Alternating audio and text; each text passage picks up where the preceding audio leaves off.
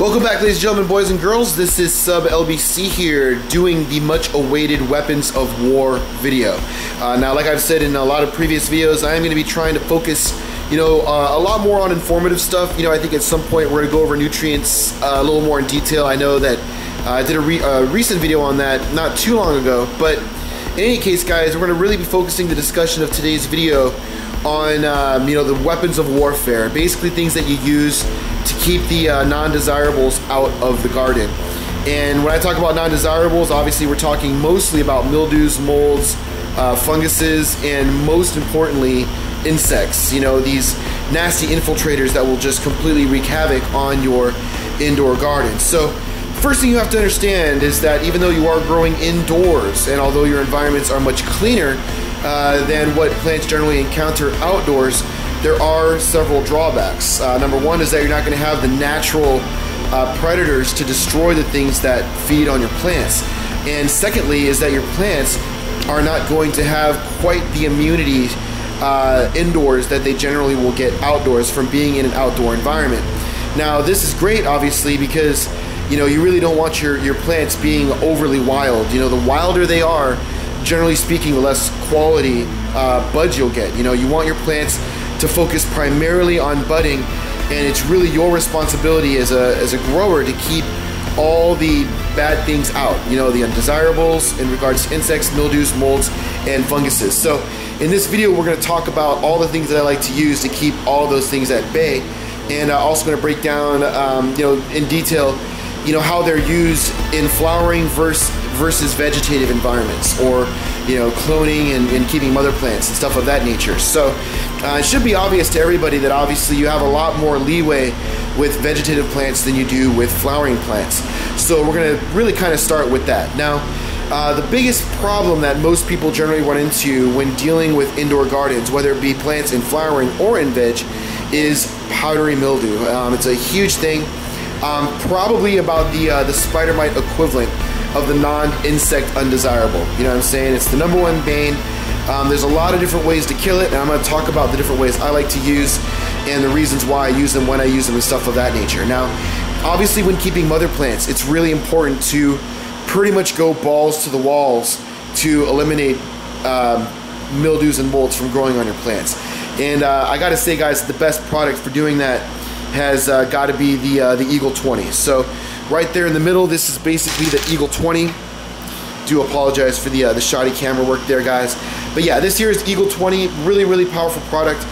It is generally recommended to be used at about 0.25 milliliters per quart or liter. You know what I'm saying? I know that a liter and a quart is not exactly the same, but for all intents and purposes, you can pretty much use it universally. So 0.25 milliliters per liter is the recommended dosage, although I find that if you really want to get a true up to about 60 days of just guaranteed, I'd say between 45 and 60 days guaranteed no powdery mildew on your plants, then you want to probably be using it about 4 times the amount, about 1 milliliter per liter or 1 milliliter per quart.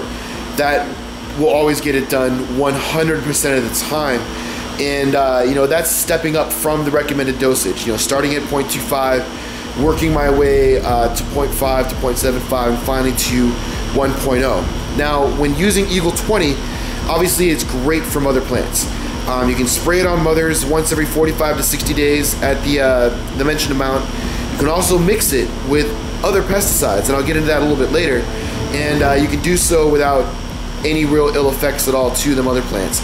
And once this stuff is put in, you generally will not see any powdery mildew at all on your plants whatsoever. Just a great product. It can be used on mother plants and clones, and it can also be used on flowering plants up until about somewhere between the first and second week, depending on the strain. But you generally want to lay it down before you really see any pre-bud activity. The moment you start seeing the plants whisker a bit and they're about to start forming pre-flowers, then you want to get this stuff laid down immediately. And very strict protocols for laying it down. Obviously you want to wear gloves, long-haired sleeve shirts, and or at the very least make sure you have a very accurate pressure washer. You don't want to be using hand spray type devices at all when administering Eagle 20 or just about any of the products that I'm going to mention here in this video. So keep that in mind. And you generally want to cool your plants off, basically turn the lights off. Don't keep them under any kind of HID. Let them cool down a bit. Lay this stuff down. Wait till the stuff completely dries before resuming lighting. But if you keep that protocol in place, you'll have really great results with Eagle 20. Like I said, one of my favorite products, and it just works great for powdery mildew control. Now, there are some situations where you may have already gone past the 2-week point of no return, and you've got huge powdery mildew problems in the middle of a flowering run. You got to deal with it. Well, in that case, guys, you want to bust out the NPK Industries PM Wash. Now, PM Wash really shouldn't be used for anything else. You know, for day in, day out control of powdery mildew, I think a sulfur-based soap spray is a lot better, and we're going to talk about that a little bit later. But if you're dealing with a situation in bloom, the PM Wash is really the only choice. Essentially, it's a I guess a frequency charged water. It's basically 99.9999% water, and it has absolutely no ill effects when sprayed. The only problem is that it's like 40 bucks a gallon, and it's not concentrate. You mix it straight from the bottle, and you know, it goes really fast. You know, generally if you're trying to completely cover a 4,000 watt garden mid-bloom, you'll easily go through 2 quarts of this stuff. You know, so you really can't use it for day in and day out use. But for day in, day out use, what you generally want to use is the sulfur garden fungicide. Not the 3-in-1, mind you, but just the garden fungicide by itself. Essentially a pure sulfur soap. That's more or less all it is. 100% OMRA approved, very safe to use, very cheap to use. Not only is it not expensive, but it's also a concentrate. So, you know, 10 milliliters of this will mix up a quart. You can run it in a non-pressure spray bottle because it is safe for humans. I mean, you don't want to breathe it in, obviously, but because it's a liquid, it's generally not a problem.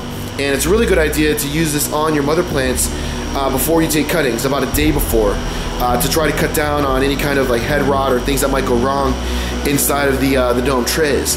But yeah, I mean, it's really, really easy. You can use it on mother plants and clones all the same. Mix rate is the same across the board. The only time you really can't use this is past the point of no return, with the PM Wash really being the only safe product to use. And to be terribly honest, guys, the Safer Garden fungicide is not really effective enough on flowering plants that are just transpiring lots and lots of moisture in peak bloom. You know what I'm saying? It's just, you got to keep laying it down, and it's really not something you want to be coating down in your plants. PM Wash, a much, much better choice. Also could be combined with the or not combined, but you can use the you know, the PM. They have like a power wash you can use, I think is what it's called, to rinse it down after the fact. And again, you know, both pure water products, but you know, you want to use the same protocol all the time. You know, turn off all your lights, cool your plants down, whether it be Eagle 20, the Safer Garden fungicide, or the PM Wash. The only plants you can pretty much spray under lights would be like the clones under fluorescence. You know, that's pretty much the only exception. So that's pretty much how you deal with, you know, molds, mildews, and funguses. That's, you know, one combination of products that encapsulates all. So now let's talk about dealing with things in the insectoid family. So obviously insectoids are a huge problem.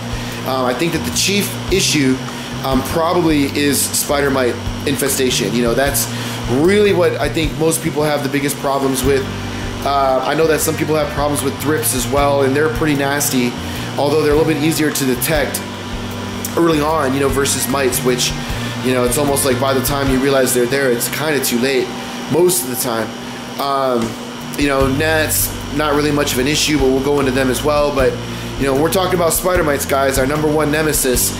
You really got to bust out the big guns, and it comes in a combination of products, starting with Floramite SC.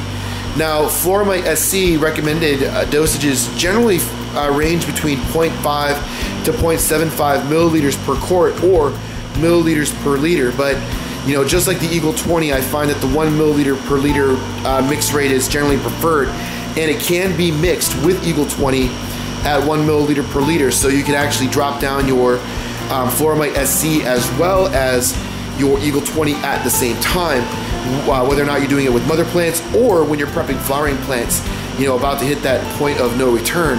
And it's really, really useful, and it's always great to use even if you don't see any activity, because it's just, you know, almost near 8-week effective, and it's just great as a contingency against mites. and I generally use it all the time on both my mothering plants and my flowering plants. You know, flowering plants between the first and second week, vegetative plants about once every 45 to 60 days. Now, if you do tend to run into problems, you're gonna have to bust out the big guns. The big guns are gonna pretty much come in the form of Avid and Judo. Now, Avid, you can see there is the clear bottle, kind of a center shot frame, and use it about 3 drops per liter, and it does come with a little handy eyedropper. And Avid is great because it's basically a full-blown multispectral killer. It essentially just kills all things. You know, in fact, if I could be incorrect here, and please, if someone knows specifically, let me know, but I believe that Avid is also poisonous to predators as well as the non-desirables. So keep that in mind when using Avid. I'm pretty sure that it wipes out most predatory insects, but the Floramite and Judo generally do not, especially the Floramite. It's very safe to use with predator insects, including, I believe, even mite destroyers. I know it's compatible with ladybugs, and mantises don't have a problem with it, but Avid, you know, expect pretty much a clean slate death of just about everything living on your plants. And it has somewhat of an oily texture, so it sticks real well, and it gets everywhere, and it kills absolutely everything, and it can be used safely with Floramite. Now, if you are one of those kind of guys that just has time in, time out infestations, you are going to have to start rotating your pesticides a little bit. I do recommend the continued usage of Avid because, you know, most people that use Avid, you really just can't use it day in, day out and expect anything good to happen. But when you are dealing with issues, it generally should always be the one thing that you use because it just kind of kills everything and just kind of settles doubt. But then you need to get a more mite-specific pesticide to mix with it, and if you've already been using Floramite for a while, they might somewhat acclimate to that. So you want to go ahead and switch over to Judo, which is the essentially the equivalent of Floramite, but using a different combination of chemicals to kill the mites. One that they cannot acclimate to from acclimating to Floramite. So even if they've gotten used to whatever kills them in Floramite, you know, Judo uses a whole new combination of chemicals to kill them. And it's really important to make that switch if you're the kind of guy that, you know, is constantly fighting the same population of mites over and over, because generation in, generation out, they will adapt, and you have to be prepared for that. So very, very important, you know, to run that combination. Although I find that still combining Avid with one of those two is always a good idea because, you know, they nothing really can acclimate to Avid, but, you know, it's obviously very toxic, and it doesn't have the lasting effects that Floramite, SC, and Judo do. You know, these things are designed to last a really long time. You know, Avid can pretty much go in and kill everything, but it's not really the most, you know, long-lasting type pesticide. It doesn't have the systemic staying power that you'll see out of Floramite, SC, and Judo. So the combination of those products there, guys, you should be able to fairly easily eradicate any kind of mite problem, any kind of thrip problem, just about anything. Now, if you are dealing with some lower class insects, you know, you might want to consider using other products such as Azimax or Azatrol. There's also another chemical out there called Spinosad, which is very, very good, very, very tolerable to the plants, and it's great to deal with, you know, insects such as thrips, you know, anything really that's not a mite. You know, if you start dealing with spider mites, you got to bust out the weapons of war. You got to go fucking nuclear on them. You know, you try to be soft-handed with them, and they're just going to dominate your garden, and you'll just never ever get rid of them. So, you know, I want to make that kind of clear. So that really just leaves one last category of non-desirables in the garden, and that would be the root zone stuff. You know, the springtails and shit, gnats, gnat larvae, basically things that like to, you know, feed off algae on rock wool, or sometimes just invade your soil or invade your cocoa, or, you know, shit, just about invade anything. You know, even hydrogen pellets, they've been known to go in there and cause problems. So to deal with those, again, guys, I recommend busting out the big guns. So imidacloprid, really, really great chemical. I think that's the one on the far right, and this is the pure version of imidacloprid. There are other products that do contain this. I will talk about that here in a second, but if you are really serious, you want to go ahead and bust this out. I believe that the mix rate is about 1 milliliter per gallon. So the good thing is that it's very, very high concentrate, so you essentially can just mix individual gallons. 1 milliliter will service the entire gallon, And then you want to go ahead and mix it up with 1 fluid ounce of the Azamax. And I highly recommend that you guys use Azamax versus Azatrol for root drenching purposes, because it has much more thinner viscosity. You know, it's more, not so thick, you know what I mean? And I noticed the Azatrol has a very, very noticeable scotch guarding effect, that when you use it, you know, it's almost like the top layer of your soil or whatnot will almost become like water repelling, and I really don't like that. With Azamax, the effects seem to be a lot more diminished. And just like the Azatrol bottle does, the Azamax does have the fluid ounce measuring balloon right there built into the bottle, so it's very easy to measure that single fluid ounce, and it's 1 fluid ounce per gallon combined with 1 milliliter of pure imidacloprid. Actually, I wouldn't say pure, but imidacloprid concentrate, high concentrate, you know what I'm saying? You combine that with 1 gallon of fresh water, and then administer it directly to your plants, making sure to, you know, cover the entire top layer. Wherever the stuff is living, you know, try to get as much saturation as possible. Generally speaking, on a full-size mother plant running in a Rootmaker 5 pot, 1 gallon per plant, generally speaking, is more than enough.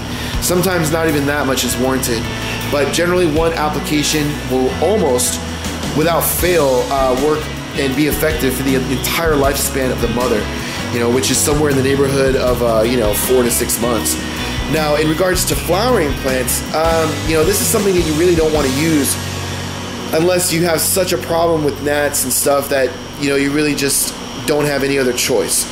And you really think that the amount of insects that you have are really going to be detrimental to the grow, which is hard, you know, seriously. I mean, you'd have to have a major root infestation of, you know, root aphids and fungus gnats and just, you know, the worst, you know, all of them basically going at the same time to warrant using stuff like this midway through flower, you know. I have generally seen a little bit of activity in the cocoa, a little bit of springtail, a little bit of gnat larva, but it's just not terribly major, and, you know, by the time it becomes an issue, we're already harvesting, you know, and generally it doesn't even become an issue by the time we harvest. I don't think that I've ever run into anything like that where I've had to introduce Azamax and imidacloprid soaks, because I want to stay away from using systemics in flower. You know, in fact, I want to stay away from using just about everything in flower. You know, I think the only product that's really you know, kind of seal of approved use for foliar is the PM wash here from NPK Industries. Now, as far as other things you might have to deal with, obviously weapons of war would also include using pure hydrogen peroxide.